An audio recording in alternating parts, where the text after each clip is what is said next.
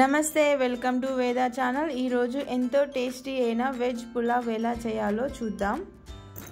ముందుగా stove on చేసుకొని ఒక బాండీ పెట్టుకొని ఇందులో 2 స్పూన్ నెయ్యి వేసుకోవాలి. అలాగే 1 పావు ఆయిల్ వేసుకొని ఆయిల్ వేడెక్కినాక మనము బగారా మసాలా ఏదైతే ఉందో అనాస పువ్వు, సాజీరా, లవంగాలు, ఎలాచీలు, కస్తూరి మేతి, బగారాకు వేసుకొని మంచిగా ఫ్రై చేసుకోవాలండి. ఇలా మంచిగా ఫ్రై అవ్వనివ్వాలి. ఇప్పుడు ఇందులో ఆనియన్ వేసుకోవాలి, అలాగే కాజు వేసుకోవాలి. ఇవి కూడా మంచిగా ఫ్రై చేసుకోవాలి.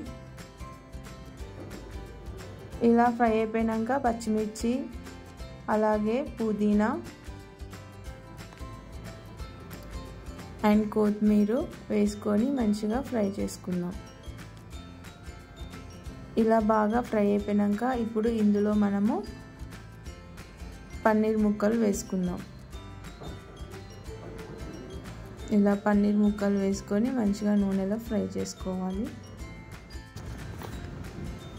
ఫ్రై అయిపోయాక మనము క్యారెట్, ఆలుగడ్డ అండ్ బీన్స్ వేసుకొని కలుపుకోవాలి ఒకసారి. ఇలా అంతా కలుపుకున్న తర్వాత మనం ఇందులో సాల్ట్ వేసుకుందామండి. మంచిగా ముక్కలకు పట్టుకుంటుంది ఇలా సాల్ట్ వేసుకోవడం వల్ల. తర్వాత టమాటా వేసుకోవాలి.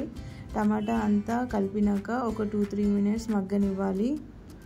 మగ్గిపోయినాక మనం ఇందులో 1 స్పూన్ పసుపు, అలాగే 2 స్పూన్ అల్లం వేసుకొని మళ్ళీ ఒకసారి అంతా కలుపుకొని మూత పెట్టుకొని మగ్గనివ్వాలి. ఇప్పుడు ఇందులో మనము 2 స్పూన్ కారం, అలాగే 2 స్పూన్ ధనియా పొడి, అలాగే 1 spoon garam masala and 1 cup పెరుగు వేసుకొని అంతా మంచిగా కలుపుకొని 5 మినిట్స్ మగ్గనివ్వాలి మూత పెట్టుకొని. నేను ముందుగానే 2 గ్లాస్ బాస్మతి బియ్యం తీసుకొని కడిగి 30 మినిట్స్ నానబెట్టానండి.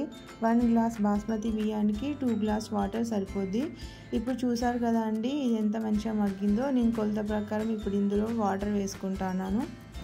ఇలా అంతా వేసుకున్న తర్వాత మనం ఇప్పుడు కొంచెం ఇక్కడ కొత్తిమీర అండ్ పుదీనా వేసుకుంటే ఫ్లేవర్స్ అనేది మంచిగా ఉంటాయండి.